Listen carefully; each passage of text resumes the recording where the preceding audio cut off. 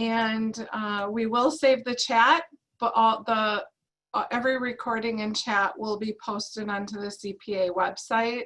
They'll have that up by Monday. There could be some there before then, but it takes a little bit to download those videos. So I dropped in the chat hashtag CMC virtual. If you were not here before, I did also put the link to the awards for 3 p.m. Central today. They will not be live until that time. We encourage your teams to drop photos on social media using the hashtag, showing us how we're all together while apart with our teams. So we welcome you all today. We're glad you're here. Excited to learn from Patrick. We are up over 62 participants today. I have just a few announcements. I know you've heard these in every session, but we've been asked to just share. First of all, we have the special offer for any of you that are not members. You will get, if you sign up now or following next week following the conference, there's a special member deal for 6 months free. Pay in January, you get 18 months for a 1-year rate. That is available on the CPA website. I will drop that link into the chat bar. In addition, we want to always give a shout out to our sponsors.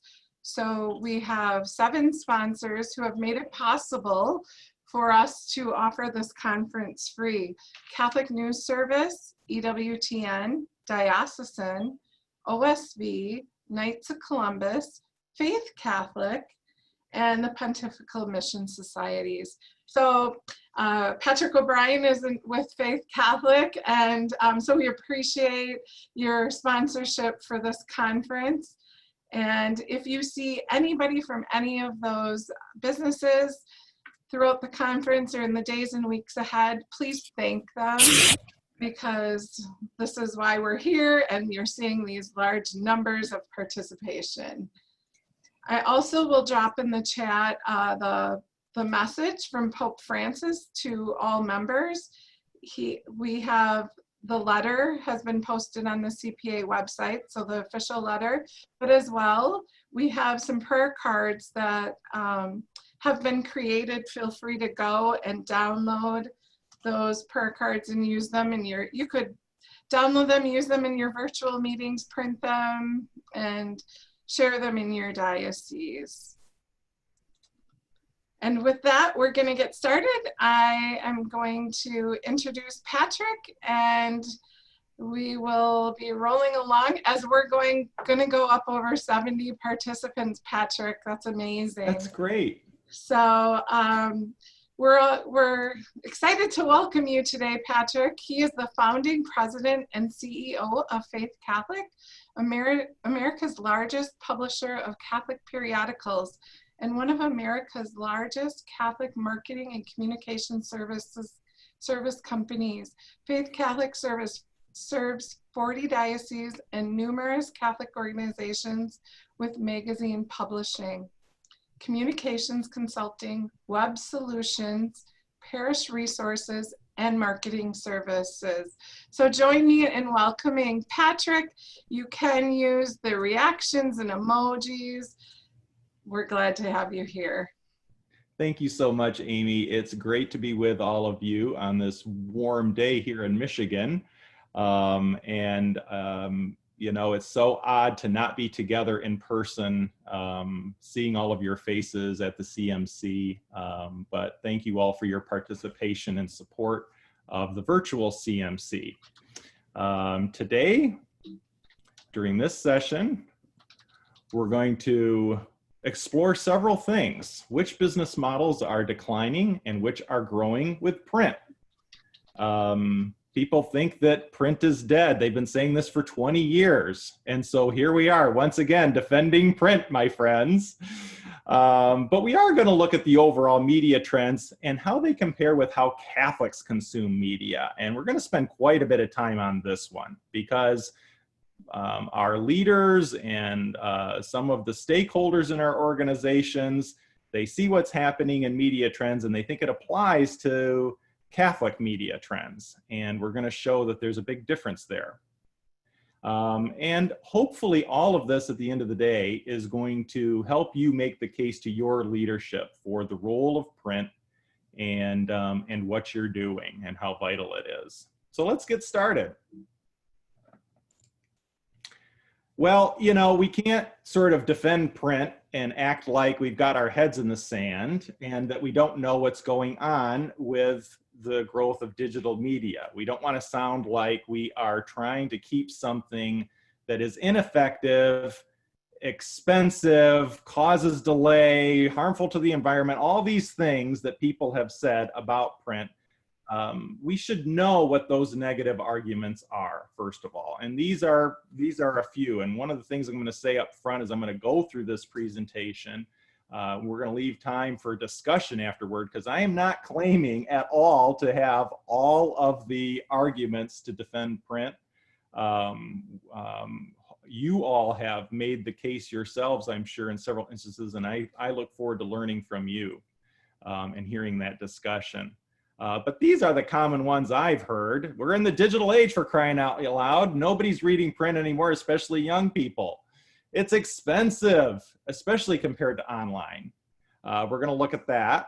What about the delay? It can't be timely in the internet age. Why are we killing trees and adding to things that would harm the environment? It's not very interactive, and we can't really tell if it works. And we're going to really talk and debunk a lot of the misconceptions about some of these things. So let's start with media trends. Let's just sort of bring ourselves up to speed with what some of the current trends are in secular media. Pew always does a state of the news media. We know this. We're experiencing this on the diocesan side of things, but secular newspapers, we know, has had a sharp decline. And I think this is the primary reason why people are saying print is dead or dying. You know, in the late 80s, print topped out with 63 million subscribers, and now it's down to around 28.6 million. There is growth on the digital side, about 8% of growth in digital subscriptions. But with all this addition of digital audience and digital advertising revenue, it's a shadow of the revenue back in the heyday of print. It was 50 billion topped out the newspaper industry in 2005, and it's down to around 11 billion now. So that's what you're going to hear. Yes, there's a decline in secular newspapers as a business.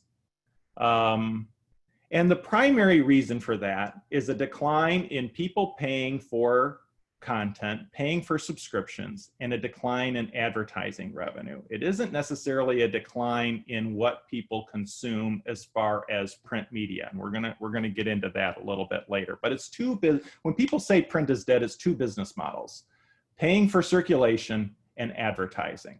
Those are the two business models that are mostly what you see declining, that has kept the newspaper industry healthy for all those many decades. Let's shift now to the digital landscape. Only 10% of Americans, according to the Pew, don't use the internet. So 90% of Americans are online. Of course they're online. And that number really drops. Only 3% of adults ages 30 to age 49 are not online. So virtually everyone under age 50 is online. And that's been a change over the last 20 years. Only 48% of adults were offline back in 2000. The #1 social media site is YouTube, again, according to the Pew. But Facebook has such a deep use in society. 69% of Americans use Facebook, and 74% of those users are on every day. So that is where that is at. You can see the rest of the social media apps there and what the percentage of Americans. Patrick, we have one question. Are these all 2018 numbers? Someone asked. So yes, this is mostly, this is what Pew published in 2019. So I would imagine it's mostly 2018. Thank you. 2018 numbers. social media use among 18 to 24-year-olds really spikes up. And a lot of people think that young people are not using Facebook. And according to this, they do. But maybe not to the degree that they're using Snapchat, Instagram, and YouTube. Email is also a big deal in digital and online communications. 76% of adults use email, and email use has grown 15% in the last 6 years. In 2018, the average person had basically, that extra email account. We all have that email account that we give out, that we don't ever look at, that we don't use. It's for all the junk mail. And then we have the one that we really use.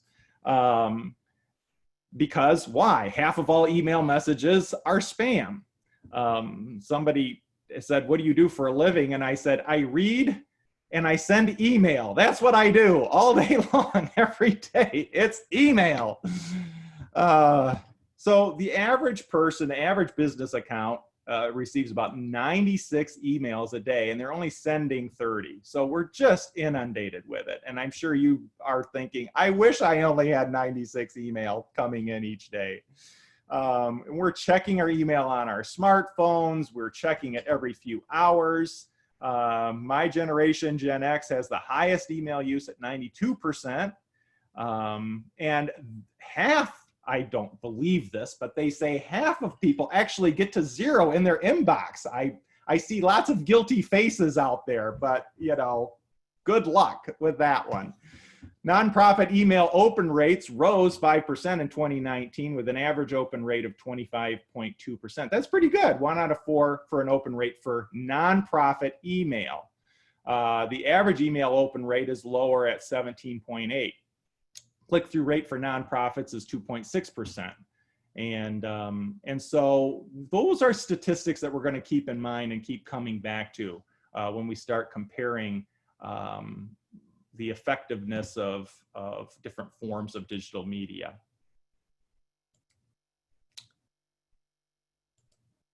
All right, so to sum up, yes, of course, we're defending print, and we know we live in the digital age. We know that 90% of Americans are online, 73% use YouTube, 69% are on Facebook, 76% use email. We know this. We're professionals, we're media professionals, we know this. But that does not mean that very many Catholics seek out Catholic digital media. And so now we're going to get into the next section. And we're going to look at 3 different studies. One was done back in 2012 by Kara. And it was an exhaustive study of how Catholics use Catholic media. But that study is getting a little old, back 2012. Faith Catholic did a state of diocesan media back in 2017, and we just came out with some new research just this year on how Catholic parishioners are using Catholic media. So those are the 3 studies that we're going to look at. Back in the 2017 State of Diocesan Media report that Faith Catholic put together, we pulled from Kara some numbers from some categories, and we applied our research effort to social media and print. And we looked at every single diocese in the United States and counted up the number of Twitter followers and Facebook followers for every bishop, every diocese, and every diocesan publication. And we wanted to see, based on the total number of followers, how many Catholics were following diocesan Twitter and diocesan Facebook.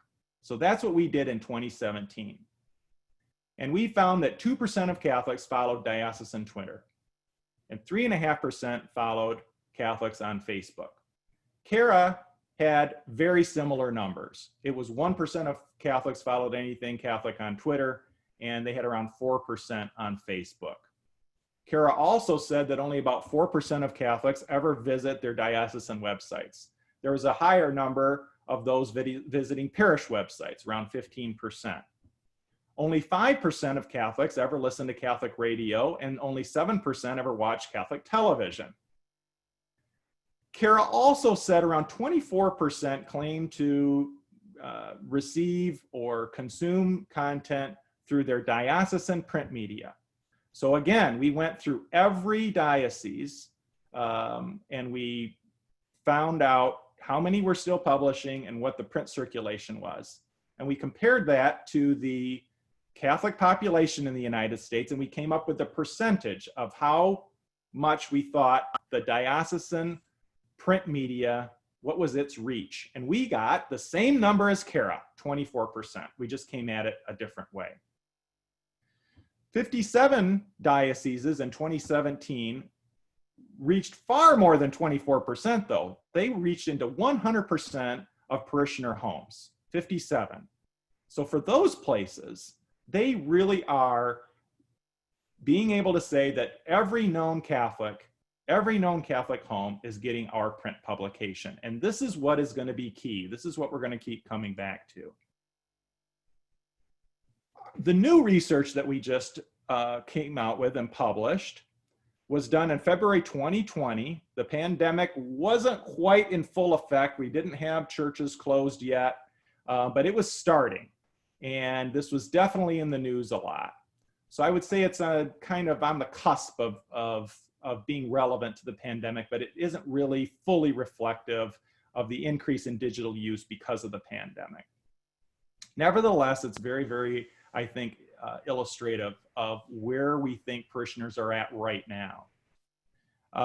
We pulled a random selection from 20 dioceses across the US. There was 1,000 surveys, 1,029 surveys that went out. And we asked one question: where do you receive information about the Catholic faith and the Catholic Church? And print was by far the most dominant. Print is by far the best way, the most prevalent way that the church communicates. Only 17% of Catholics said they ever tuned in to Catholic television or radio. 14% ever go to the website, which kind of adds up between those parish website numbers that Kara had. 12% use Catholic email or receive Catholic email or engage with Catholic email. And 12% engage with Catholic posts on social media. So there's a big increase from our 2017 numbers. We hear people say all the time, oh my gosh, we've got triple the activity now on our social media. Well, if it went from 4% and tripled, it's only still at 12. But when you're doing print and you're in every Catholic home, that's why you've got these high numbers with a Catholic print publication. And it's not hard to understand why these numbers are so low. Kara reports that only 21.1% of Catholics go to Mass each week. So that means 79% of Catholics aren't in church this week. And so if they don't care enough about being in church each week, are they going to choose to follow a Catholic social media post? Are they going to watch a Catholic video? Are they going to open up Catholic email? Are they going to listen to Catholic radio? Are they going to go to a Catholic website? Are they going to watch Catholic television? So fewer than 20% of Catholics do those things, and around 20% of Catholics are the ones who are in church each week. So who do we think those forms of Catholic media are primarily reaching? The core, the people who are in church. But 8 out of 10 Catholics, practically speaking, if the church did not publish, would have no Catholic content in the home. And let's just flip those same numbers. 79% are not in church. 83% don't watch Catholic television. 86% don't visit Catholic websites. 88% do not engage with Catholic media. And 88% do not follow Catholic posts on social media. I was in a diocese. I'm meeting with the bishop. He has a magazine going to every Catholic home for free, 40,000 households, about 110, 120,000 Catholics in his diocese.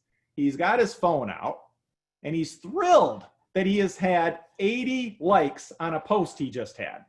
I mean, that's maybe a nicely attended daily mass at my parish. 80 80 people. He's got his magazine going into 40,000 homes with a potential reach of 120,000 every home. And he's thrilled and excited because he's got 80 posts, 80 likes on a post.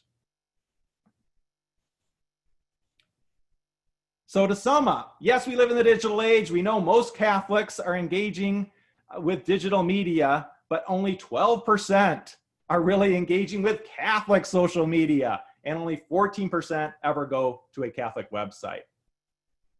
So if you don't believe me, look at your own website.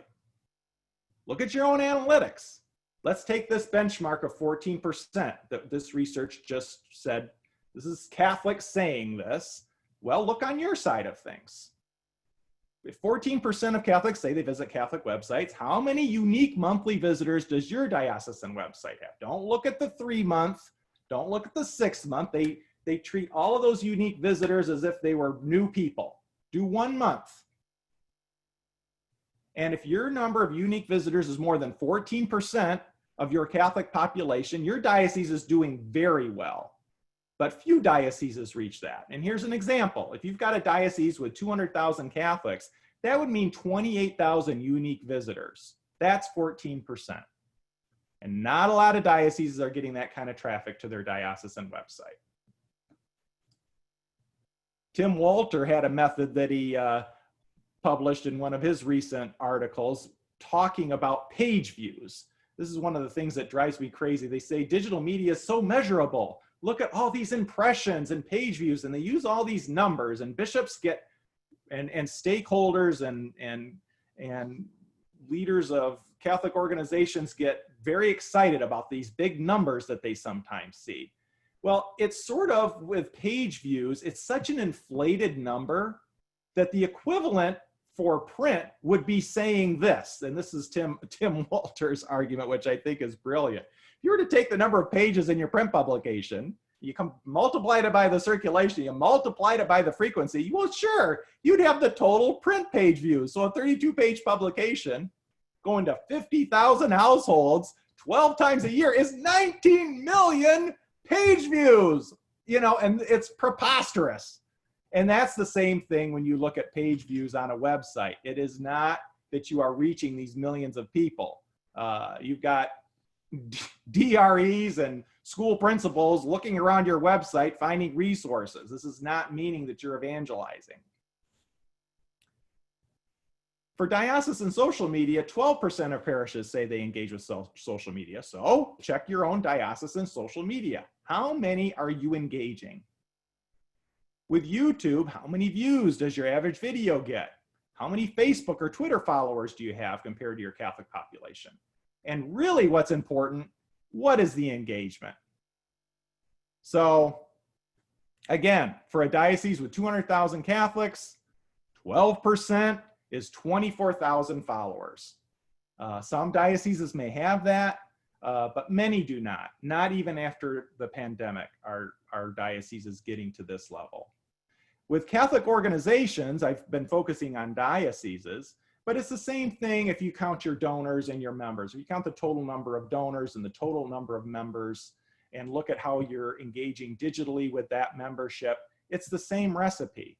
A lot of Catholic organizations say it's too expensive to mail and print to our donors. We're going to go digital only. And then you see the engagement, what happens to it. Diocesan email, 12% say they engage in that too. So again, it's the same sort of recipe. Take the number of parishioner email addresses you have, look at the open rate, and then compare that to your Catholic population.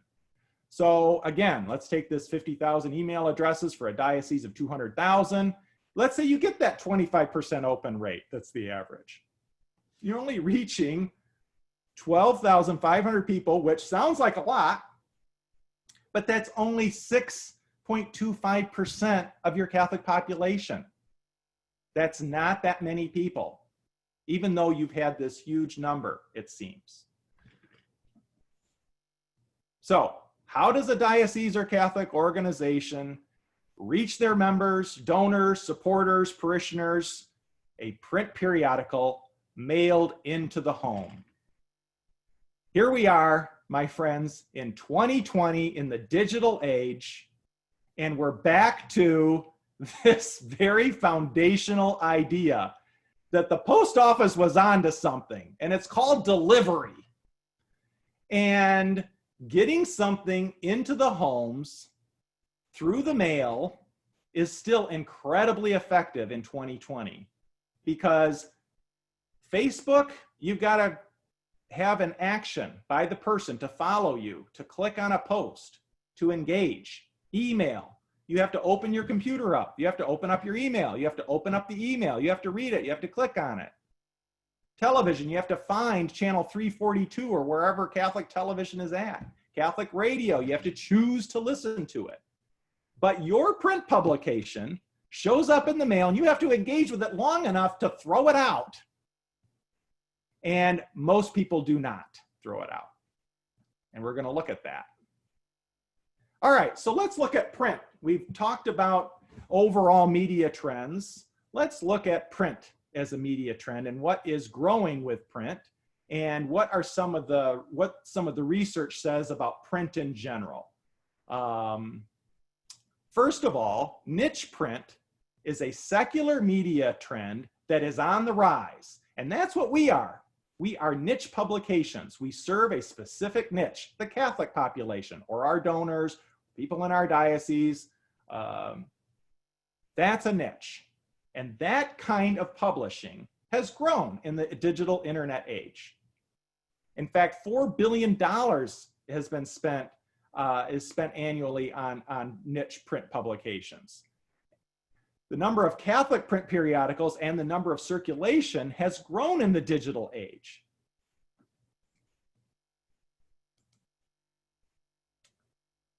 The Magazine Publishers Association says that 94% of adults under age 25 read magazine media. This is both print and digital, and under age 25, and 91% of all adults. You go into the grocery store and you still see racks of magazines. You still see newspapers.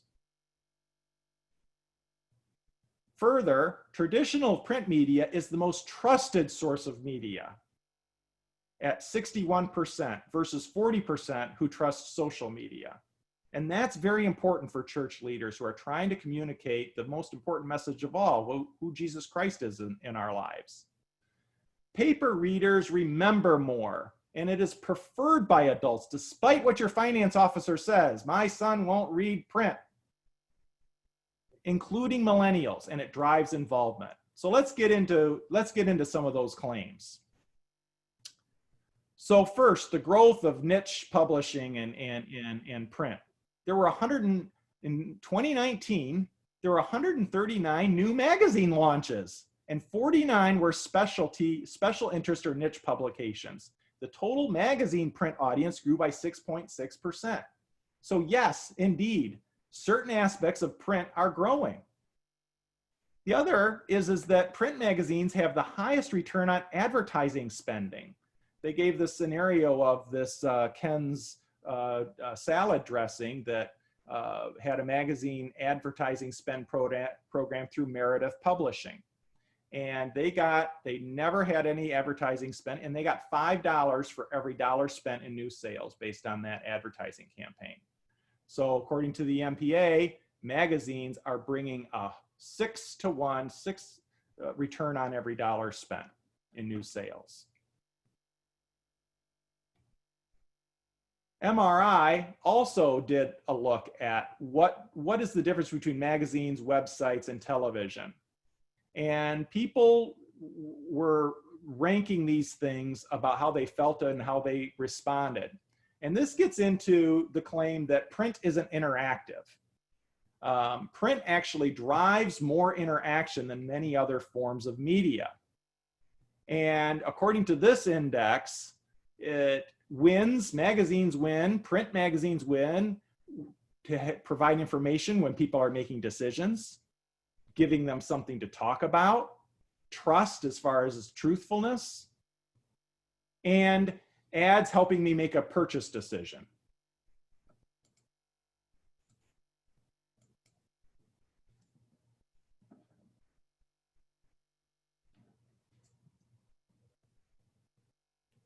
skipped a few here.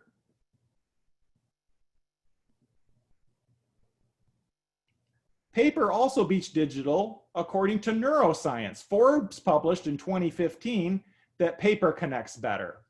Digital mail requires 21% cognitive effort direct mail requires 21% less cognitive effort to process than digital media. And recall is much higher. Recall rate for direct mail was 75% versus 44% with digital media. It's just too much, all of what we're flipping through on our phones and looking at and inundated. But think about it. When you sit down with some print media, you sit, you relax, you've got your tasty beverage. There was research done by Time that talked about print has a different posture for people versus when you are engaging in searching for something on social media or just inundated with all of this. Temple University did a study of print versus digital, and again, print won. The amount of time spent with the content, the emotional reaction to content, and that should matter for the church. Are we making a deeper connection? Quickly and confidently remembering an ad or content, and just the overall value. One of the things that the Nonprofit Marketing Association said is that when a nonprofit association or organization stops its membership publication, that members feel the value of their dues, the value of the membership goes down. That part of what they feel a value of being a part of something is the print publication.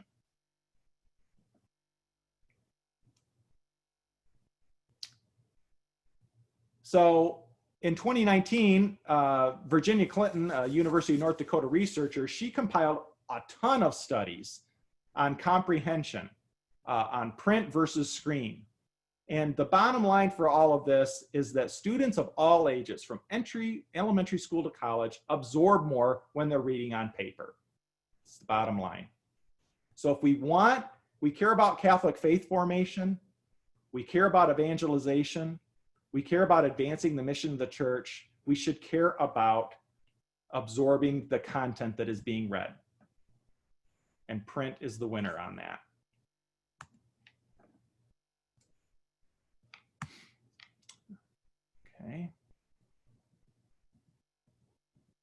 Okay.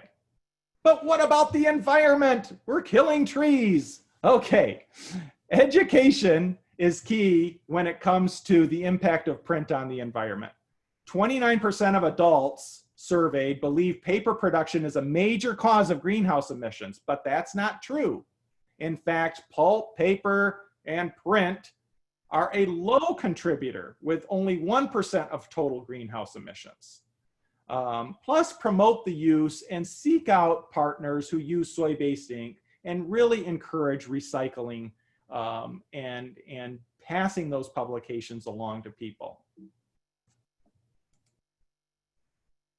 What about the expense?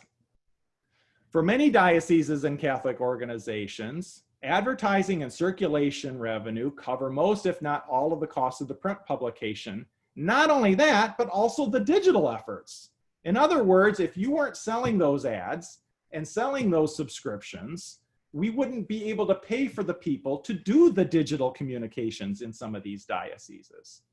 If you have a large diocese and the print publication has a subscription of 10,000, people think nobody's engaging with print. We have so many people not getting our print publication, but those 10,000 subscribers paying $30 a year, that's $300,000. You've now paid for the editor, you've paid for the photographer, you've paid for the social media person. And that is what in a lot of large dioceses pays for the digital effort, which may very well be reaching more people than the print product. In other dioceses that don't have that circumstance where the print isn't self-sustaining, they require a subsidy. And diocesan publications that reach into every home often need diocesan subsidy. I don't know of a single diocese that has their publication going into every home has that be self-sustaining. They may offset the cost deeply with a donor appeal or with advertising or sponsorships, but it always requires some form of subsidy. And then it gets into, is this worth it? The finance officer, a parish priest, somebody saying, why are we printing and mailing anything in the digital age? So let me take an example. This is a single diocese. Costs $8 per household per year to mail a monthly print publication to reach 60,000 homes. Total Catholic population of about 180,000. So really you have the potential to reach 180,000 people every month in this diocese. Well, they were thrilled because their social media person is getting average views of around 4,000 for the videos. Great. It's a quadrupling of what the videos used to get. They used to get about 1,000 views. So good for this person. Very, very good growth. About 4,000 views. Rest of social media engagement, yeah, they have more followers, but as far as any other engagement, not even close. The 4,000 views is the top number of engagement. So if you look at really engaging about 4,000 people regularly at that top number, and you divide that 4,000 by $50,000 for this person's salary, you're really paying about $12.50 per YouTube viewer.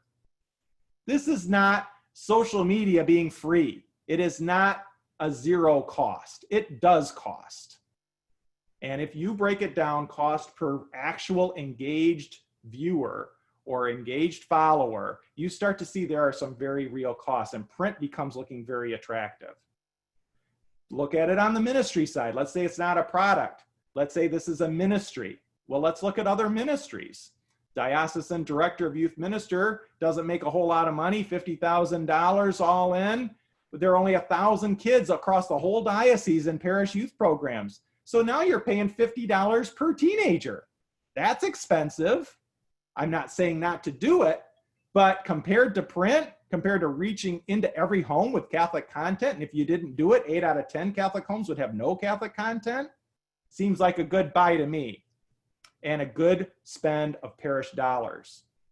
Let's go right down to the parish level. There's a parish in this diocese that really wasn't paying very much, $25,000 for a parish youth minister, and there were only 25 kids in the program. Now you're at $1,000 per teen. So yes, print is an investment. Print costs money, but it's effective. And there is no other way for the diocese, no other program, no other way for you to get Catholic content into the home. But what about the delay? Print is not timely. Well, it's true. Nothing is more timely than a well-maintained website driven by email and social media. This is the best way to deliver Catholic news and information in a timely way. No doubt about it. But the problem is, we know we've already gone over this, most Catholics won't engage and don't engage with digital media. So print might be a few weeks later, but the news will still be new to those readers. It will still be new information to most people. They wouldn't otherwise get the information if it wasn't for print. The other thing I would recommend is to shift expectations about the purpose of print and linking it to timeliness. I always like to say, it's timeless faith formation and inspirational content. We want that magazine or that print publication or that newspaper to be shared, to hang around, to be referred back to be kept. So I always say, focus on what we're trying to do is create timeless content versus timely content. That's what the web is for. And I think that's also part of what makes print a vital niche.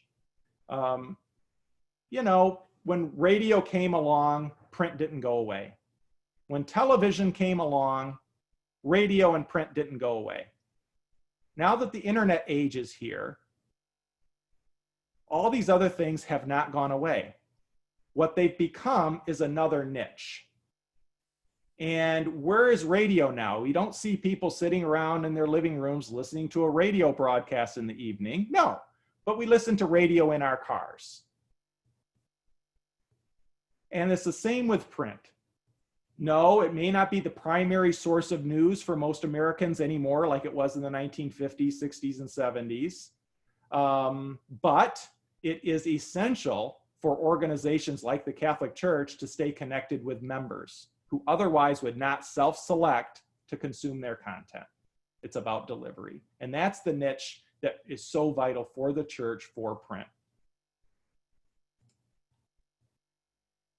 So what about Catholic print media? Does it work? We're talking about the analytics. How do we measure whether this works? And one of the things that I recommend for you to consider doing is to have readership surveys and provide your leadership with some analytics. For all of the dioceses that Faith Catholic publishes, we're now up to 40 dioceses, but when our recent surveys were conducted, we were publishing for 36. And these are the average results of those. So this is 36 dioceses that publish. And they aren't all publishing using the faith format. Most of the magazines have 100% local content. And so this is really a good sample for you to look at to say, how are Catholic publications being received by Catholics? Because the variety within our group is very broad. And we're now and this is an average among 36 dioceses.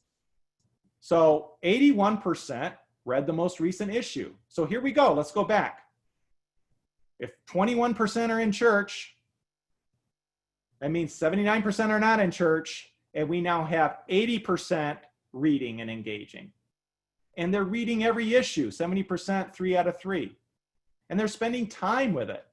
I heard a bishop say, what other program, what other ministry do we have where we have 60 to 70% of our population spending 15 minutes with us on anything? It's also measurable as far as engagement. We would love it if 36% engaged on a social media post. That never happens. But 36% are saying that they're saving these publications. And a similar number is saying that they are forwarding it, passing it along. That valuable pass along rate.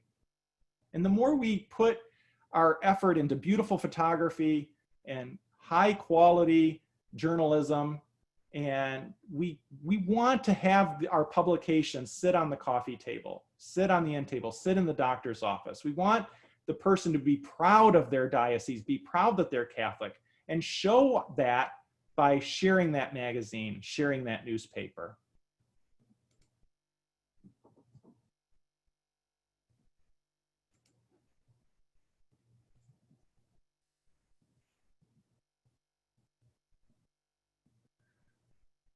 What else do readers say? 86% say my diocesan magazine makes me feel more connected to my Catholic faith. I mean, there's so many people trying to get our people's attention, trying to grab their attention and give them all kinds of messages. And I think one of the most primary things we can absolutely deliver for our bishops and our Catholic organizations is making the Catholic faith connect, making that connection. Do they feel connected to the church? And right now we're in the middle of a global pandemic. People are not in church. Now more than ever, we need to make that investment. One of the things that the Archdiocese of Vancouver explained, and I thought it was a fantastic insight, is that diocesan ministry in particular works through the parish, works through the school. And it's through the parish and the school that people engage. What you do as diocesan communicators is you work directly into the home. It's the one form of media, it's the one ministry, it's the one thing that diocese does that truly provides air cover for the parishes. It directly puts Catholic content into the home. It's the only thing the diocese really truly does that is a connection between the bishop directly with the people in support of the parishes. Bishops also are concerned about faith formation. And do people know the faith? How can you pass the faith along if you don't know it? And 79% say diocesan magazines do that. 75% say it gives them a greater association with other Catholics. I see other Catholics like me living out their faith. And that witness is so key. 59%, this is a stewardship question, says it inspires me to use my gifts and talents at my parish. That is, again, a financial argument.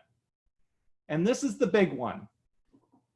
Nearly 2/3 say it helps me explain my faith to family and friends. If the church is going to grow, if our primary mission is to go and announce the gospel, if that's what the purpose is to explain who Jesus Christ is, we can't rely on the ministry class. We have to equip the faithful.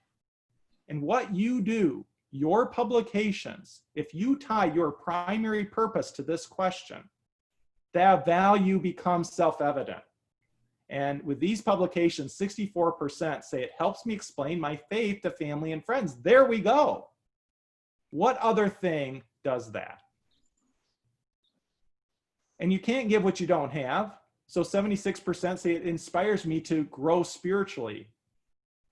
And we also have to get the news out. And 80% feel informed because of their Catholic magazine, their diocesan magazine. And we also know that people of all ages are engaging if we could just get them on the mailing list.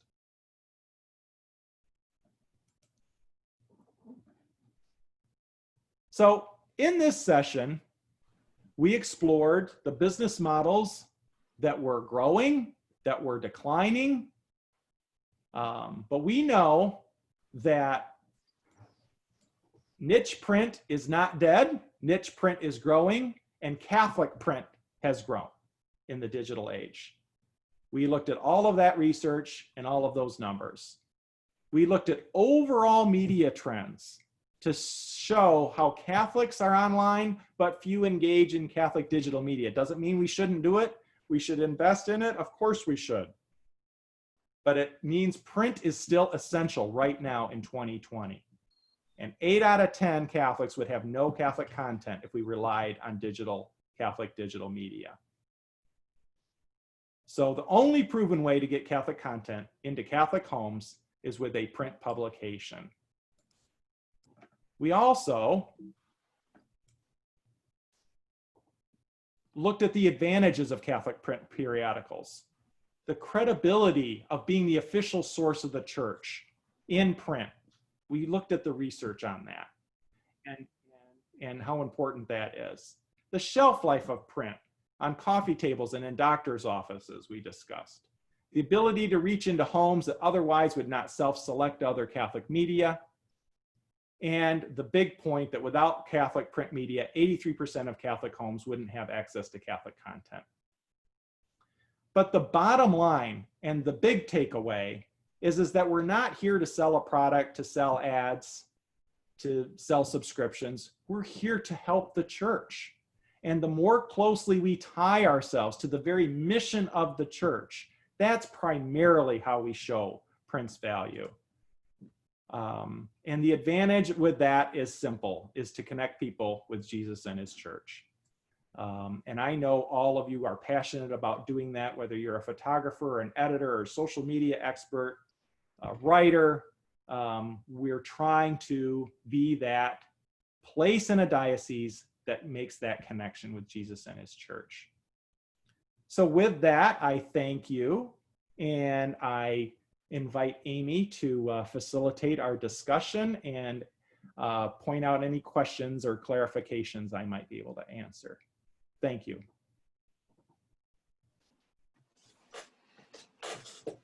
Thank you, Patrick. That was wonderful information. I found it so helpful, and I know a lot of people did. If you want to drop the screen share, we can go back into the environment so we can all see each other and go back to some of the questions. So people are asking about your presentation. Is that we do have recorded the session, and we'll have the comment box posted on the CPA website. I dropped your 3 resources in that you asked that I share right at the end.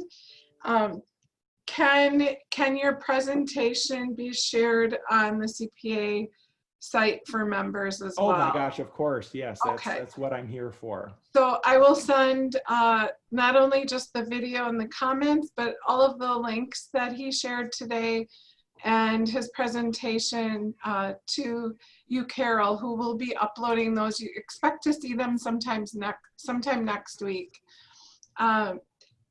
So as I scroll through the questions, people did ask, the first question was, if people have info general email accounts for their diocese, because theirs is 90% junk.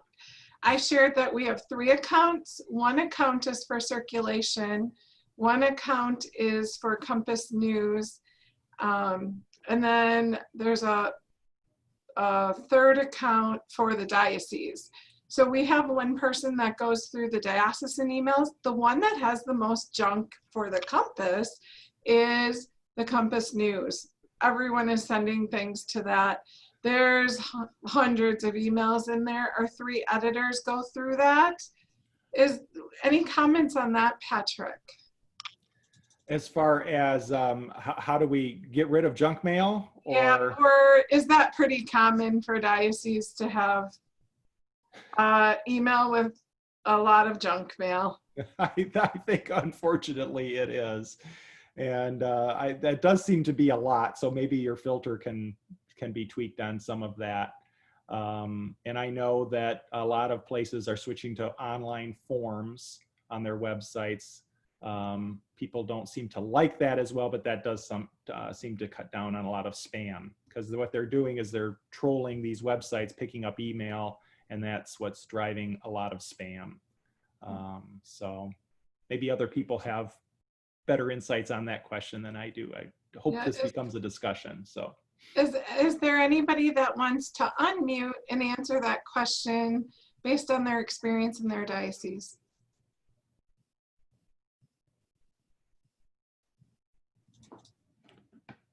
If so, you can just unmute and share. Just give it a couple seconds and then we'll move on to the next question. Here at the Diocese of Covington, we did exactly what you suggested, Patrick. We took all of the phone numbers and email addresses off of our website and then just did a one contact form info. It did really cut down on the junk mail that comes in through the website. We, somehow they managed to find our direct emails anyway. yeah, once it's out, it's out, but yeah. Right. Thank you. So, So someone had asked if we could know the 57 who the 57 dioceses are that. Yeah, so if you go to that State of Diocesan Media report, that link, it lists all those 57 dioceses. And I pulled that up. I could share that report with the CPA office to post as well. Yeah. That's helpful for people. I'm just scrolling. Should we assume social media followers, website visitors would be the same people, not different people who follow through different means? Well, that is a very good question. And I think that it's hard to know, but I think it can be definitely assumed. You can look at the entry point to your website. How are people coming into the website? Are they coming in because they're typing in a URL? Are they coming in because they've clicked a link sent out on an email? More and more websites are having traffic from social media. And so that right there tells you that a lot of your social media followers and your website users are the same. Or there at least is a significant overlap. So that's one way to look at it. To me, it's the numbers are so low with all of these that it just would make sense that there's a lot of overlap, that the same Mrs. McGillicuddy that signs up for your email is going to follow you on Facebook and is going to look something up on the diocesan website. It doesn't, I think it makes sense. There's going to be a large amount of overlap.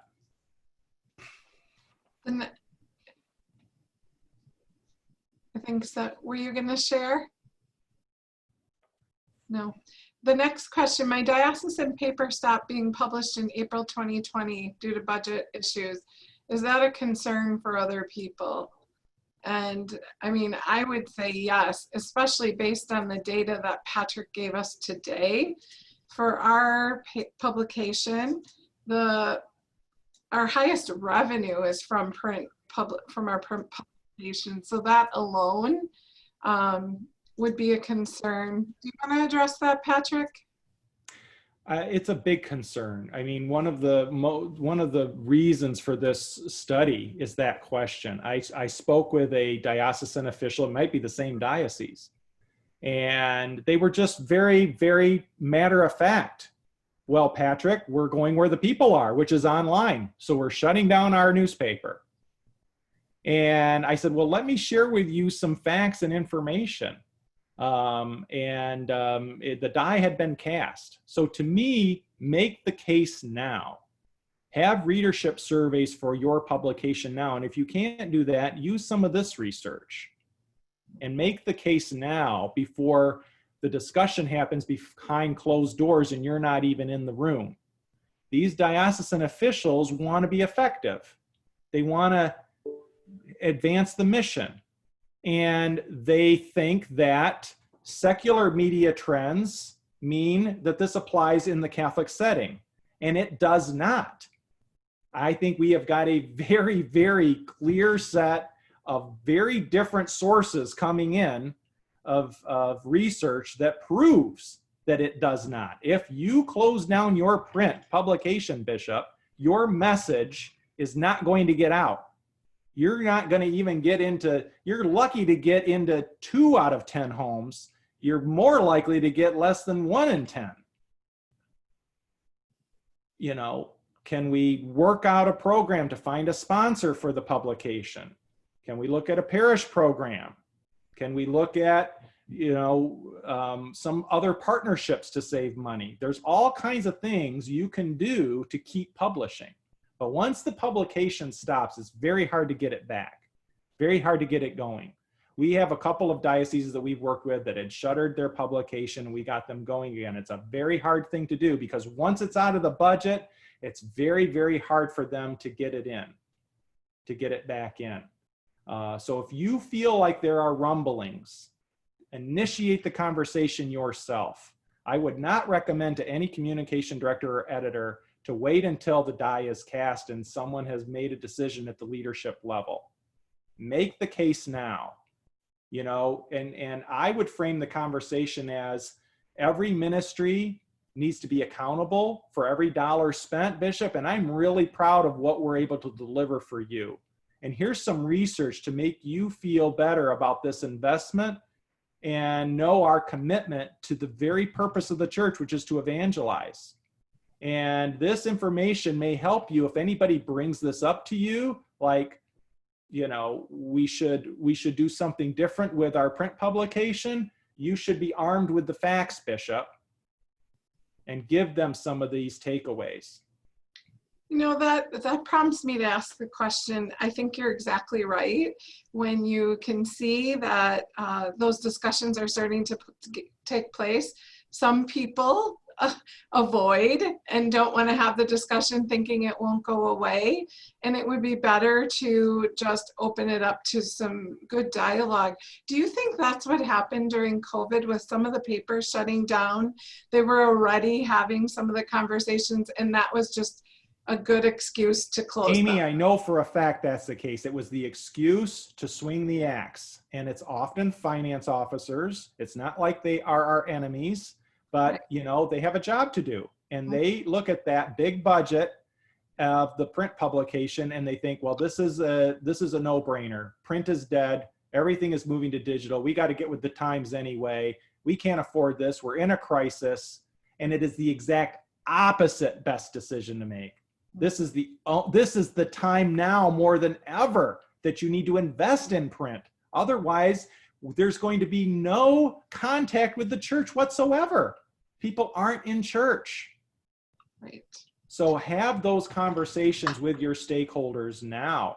Prove to them what we know to be true, which is the value of print as a vital, vital way for the church to provide support to parishes, to keep Catholics connected with their faith so that when we do reopen fully, we've got some help and aid that we can provide. I mean, I know a lot of the publications we did, there were ads for websites to help with link people to all of the parishes in the diocese, the online giving.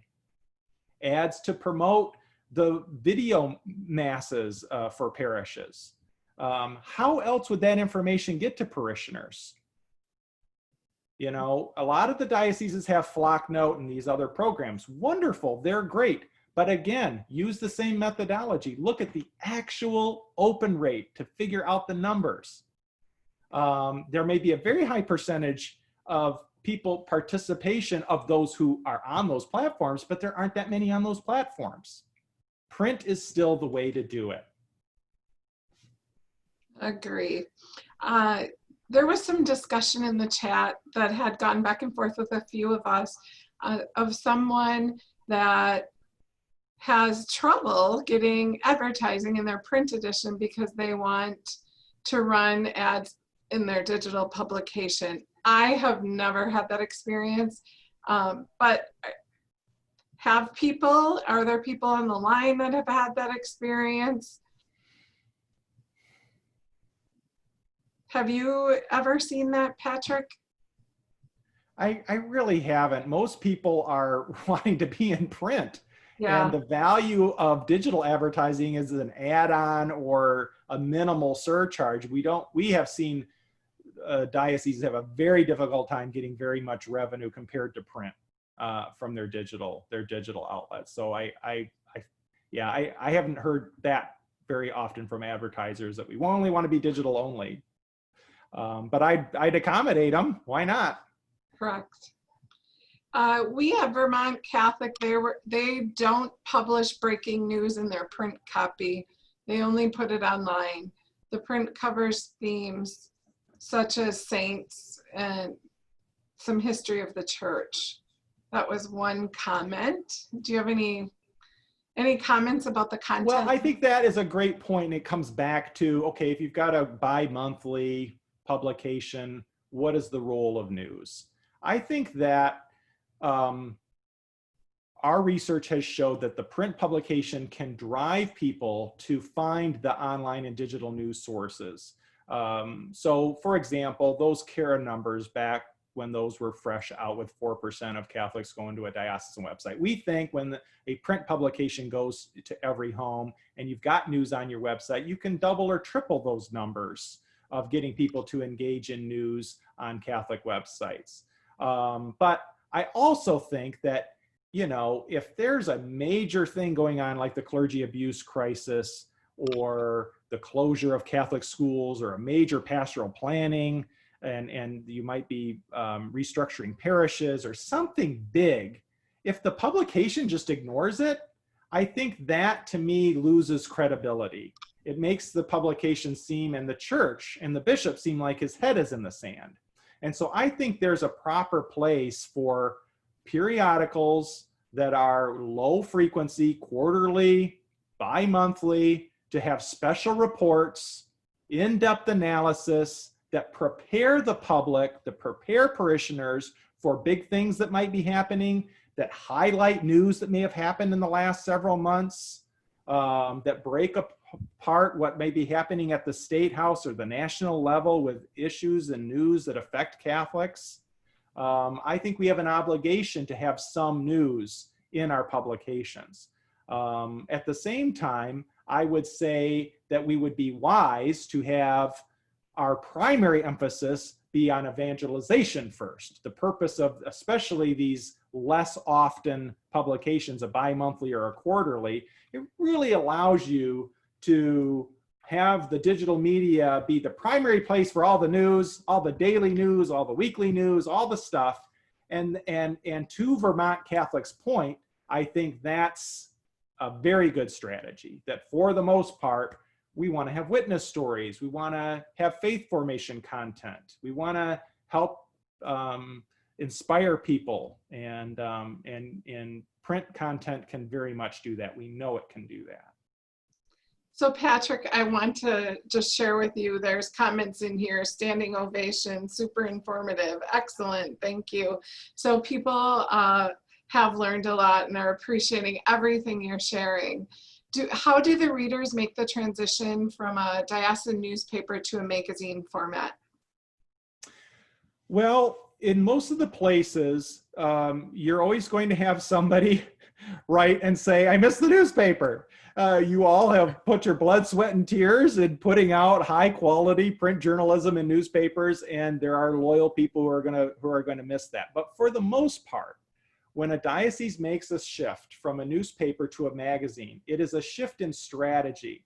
And the strategy is often just what we were talking about, that if 8 out of 10 Catholics aren't in church, are they going to care about news? And if we want to have the primary purpose of our print publication be what is also the church's primary purpose, which is evangelization, which is forming disciples who will go out and evangelize, then it completely changes the purpose of what we do with our print periodical. And for most of the dioceses that have switched from a newspaper to a magazine, that is the thinking that the bishop has. That is the thinking the communication director has and the editor has. That if we're going to invest in print, we want it to be timeless, we want it to be high impact, we want it to drive the main point of through witness stories and articles about faith formation to form Catholics, because we're losing them. If General Motors had 8 out of 10 customers not buying a GM car, what would they do? They would start communicating with those previous customers, and they would try to get those customers back. They would try to engage in those customers. So the same thing is true with the church. If we have 8 out of 10 Catholics at some level of disengagement, what is it that would get them re-engaged? What kind of content? What kind of print product would do that? First of all, you have to get into the home. You have to get something in front of them. Second, what is on the cover? What's inside? What's going to help them form that connection? And for me, and what my research tells me in 20 years doing this, it's witness stories. Individual, personal witness stories. Catholics just like you and me who live out their faith. It's happening in every parish and every diocese in this country. How Jesus Christ is changing lives. And you get to tell those stories. And so that shift has been the primary reason why people have moved. And the results are what those readership surveys are that I showed you. And so, yes, you're going to have a handful of people say, but I miss George Weigel's column, or I miss, the obituaries or whatever. And we have to direct them online to some of that stuff.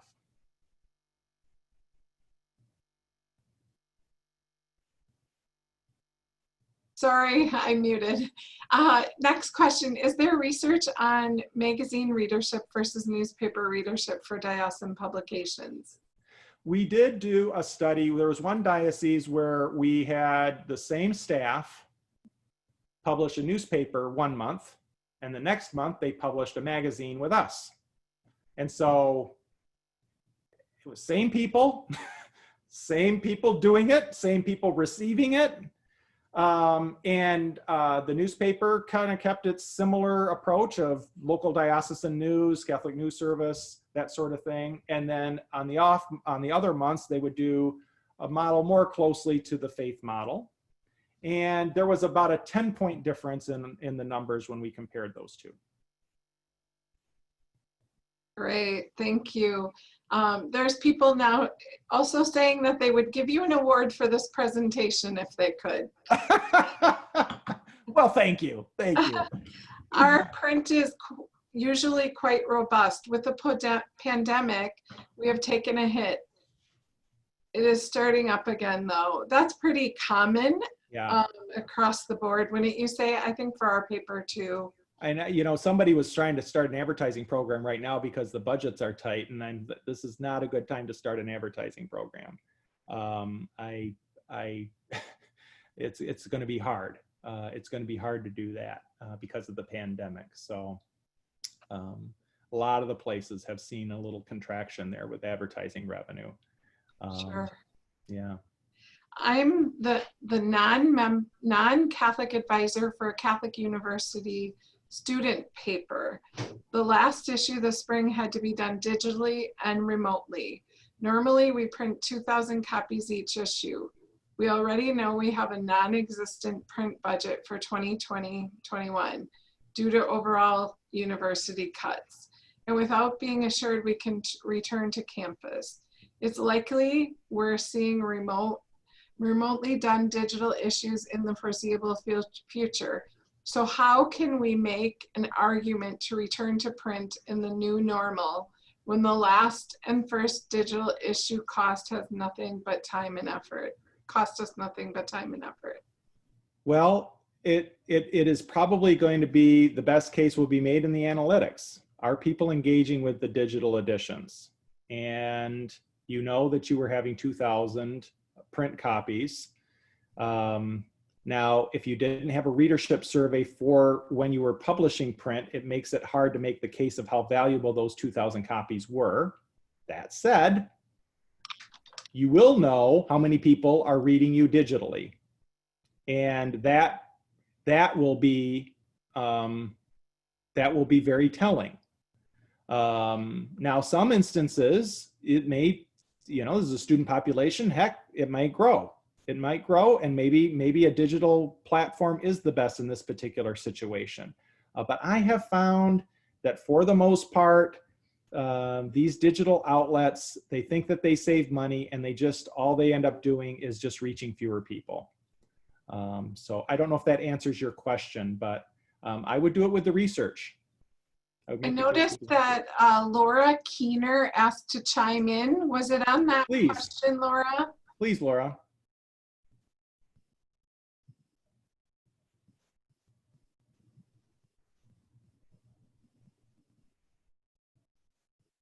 I don't know if she's still with us.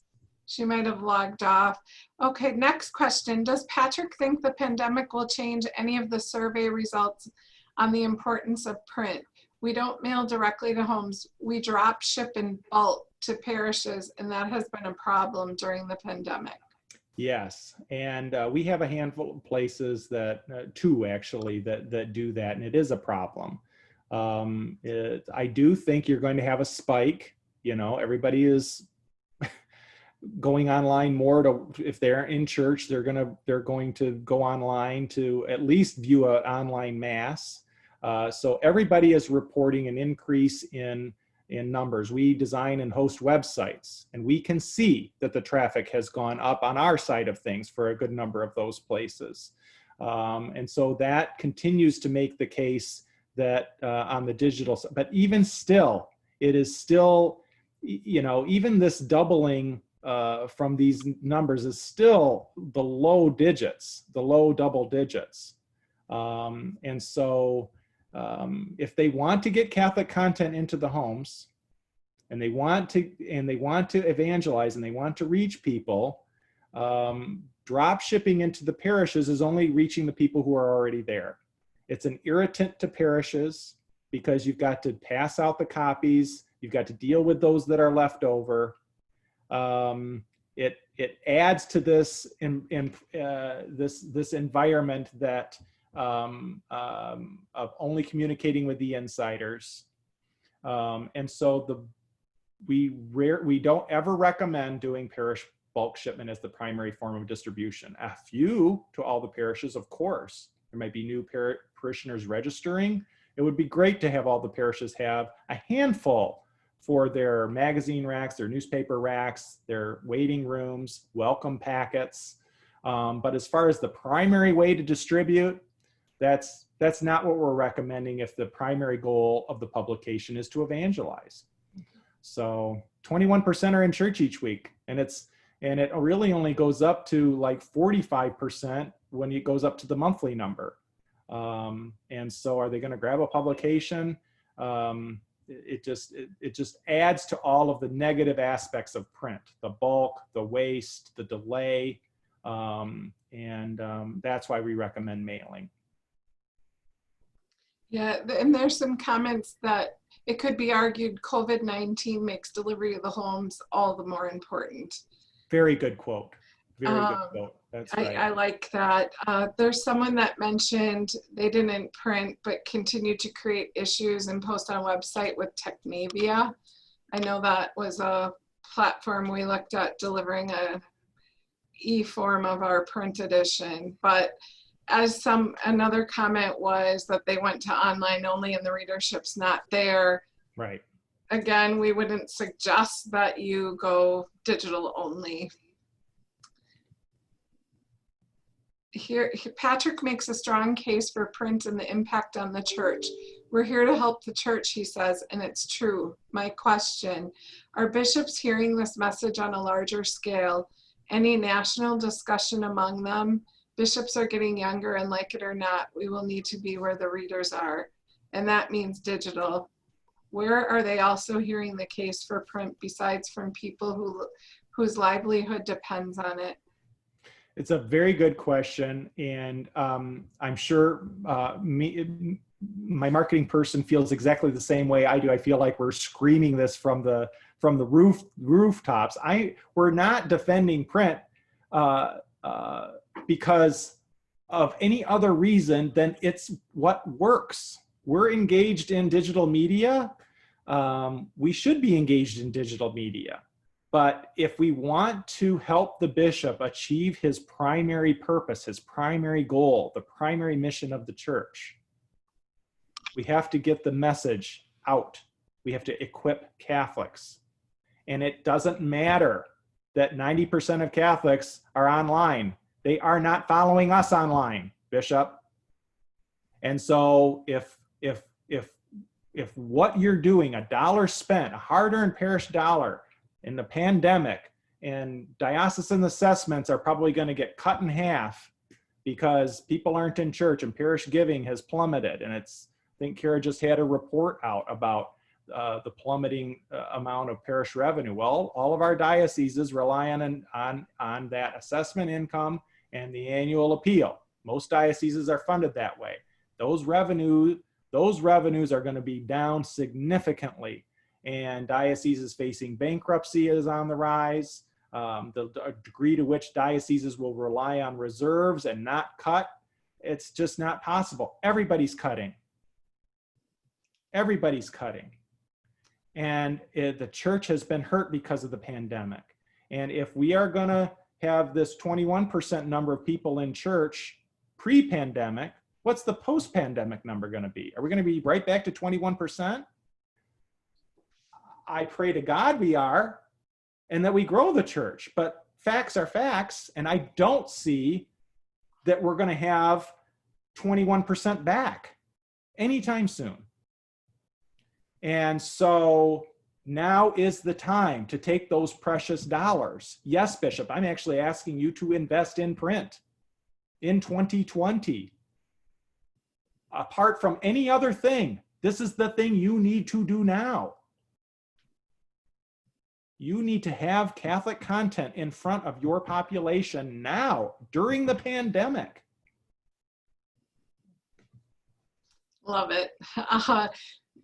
Someone made a comment, maybe this should be on the agenda at the Bishops' Conference. I love that. I'm all for it. Sign me up. Marge from Newark, we offer the parish to mail directly to parishioners when parishes want to stop bulk delivery. That was one thing the Compass did right when the pandemic hit. So every parish that got a bundle, we called them and said, can we mail those directly to homes? Great point, great suggestion. And so communication teams were working around the clock when it first hit, as many of you have. But love that, Marge. Yeah, great, Marge. Someone asked Marge, Elizabeth, if the paper absorbed the additional shipping charges. For us, it's the same amount to ship a bundle to the parish as if there really isn't a big difference in the cost if we mail it to the parish or we mail it to the home. I don't know if you have any comments on that, Patrick.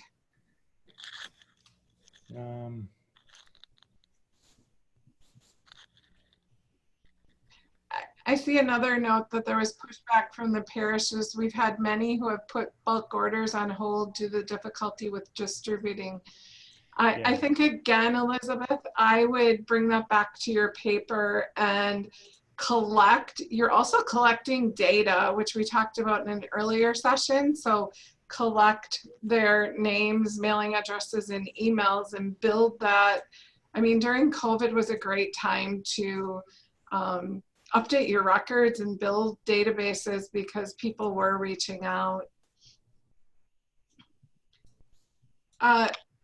Another one for you, Patrick. 10-point difference in favor of paper or magazine. How was that measured? Yeah, so it was a 10-point difference over the newspaper that the same team was publishing one month over the magazine that they would publish the next month to the same all registered households. And so we did a readership survey and marked all of those questions that I showed you at the end of the presentation. Makes me feel more connected to my Catholic faith, helps me explain my faith to family and friends, interest levels, find the publication attractive. On average, the magazine scored 10 points higher than the newspaper on most of those questions. So. Someone asked about where the recorded video will be later. All of the recordings, attachments, and chats after each session are sent. I'm in the Dropbox folder, and I'm trying to download some files and it's not working. I'm not sure what's going on, but can you just email me the image of, it's called,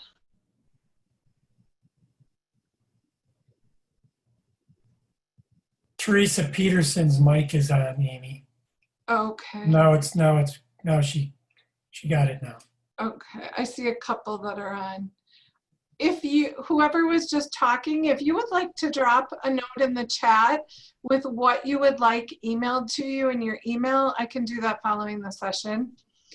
The recorded video, as someone asked about, that they are being sent to the CPA office. They have a lot to download. The videos are large, so just be patient. Those will be posted next week.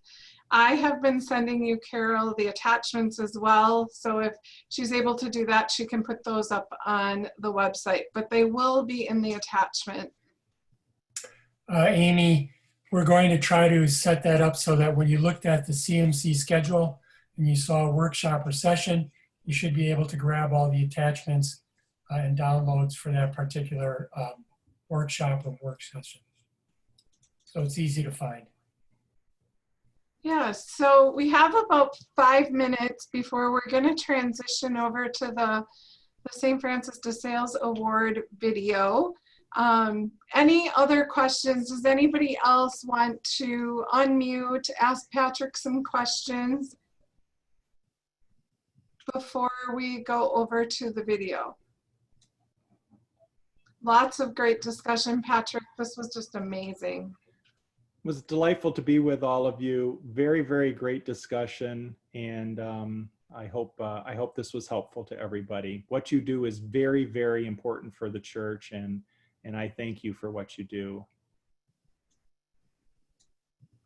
This has just been encouraging for us too. I've shared on some other lines, we're building a business, they're calling it a business plan, but it's really a strategic plan to get to more households.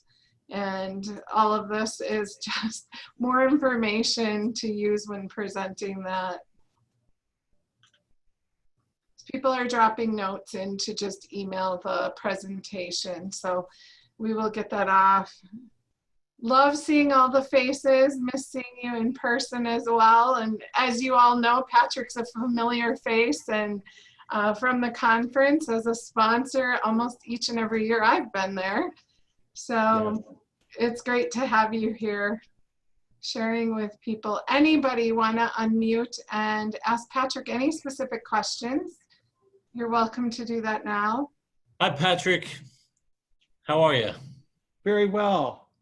Thanks for that optimistic presentation. And I think most of us are full print believers and multi-platform dependent. I saw one slide that you kind of went through quickly early that said the best days for email were Monday and Wednesday. Yeah. And there was another piece that said the worst days, and my eyes didn't latch on quick enough. I wondered what those, if you knew off your top of your head, what those worst days Let for me email see are. here if I can check quick. Yeah. They were Tuesday, Thursday, and Friday. Ah, okay. Thanks, Tim. I guess that makes sense.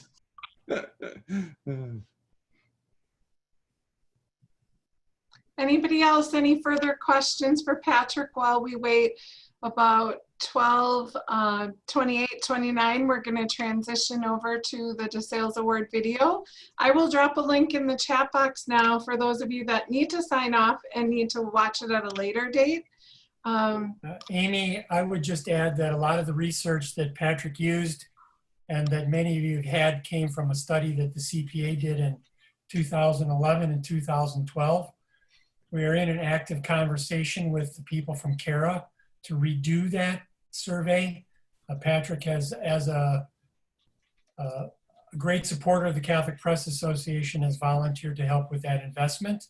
The investment cost of that survey has gone up about 40%. So in order for us to duplicate that survey, it's somewhere between $60,000 and $75,000 expense right now. So I'm working with the board of directors and some sponsors and with CARA to see how we might be able to pare it down a little bit or find some other supporters. But I just want you to know that the association as a whole really believes it's important for us to find out and to verify these trends and to make sure that they're accurate. And even in a worst case scenario, if we find out that print is dying, I don't believe it is, but let's just say that that's the worst case scenario. We believe that it is one of our responsibilities is to help our members understand what's taking place and to help you get prepared for the future.